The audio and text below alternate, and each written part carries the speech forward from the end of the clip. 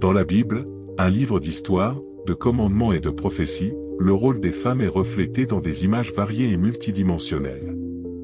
Elles ne sont pas toujours présentées sous un jour idéalisé, mais reflètent souvent la réalité de leur temps, illustrant les normes sociales et les attentes du monde ancien. Dans l'Ancien Testament, la femme était principalement définie par son rôle au sein de la famille et de la société. Elle était fille, épouse et mère.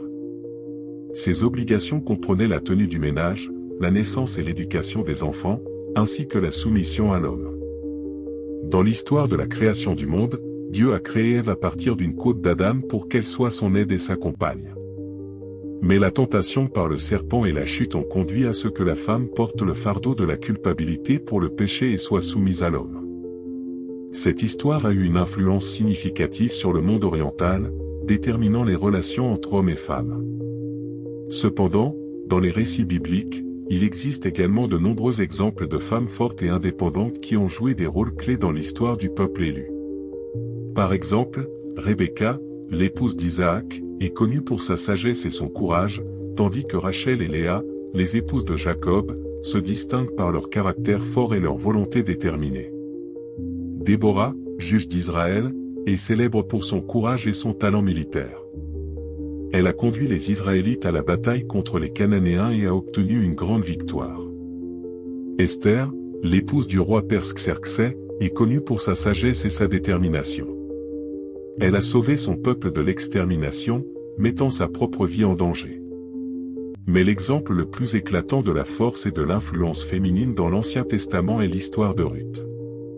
Cette jeune femme, devenue veuve et sans famille, prend résolument la décision de suivre sa belle-mère Naomi et de trouver refuge en Israël. Sa fidélité et son dévouement deviennent un exemple pour toutes les générations.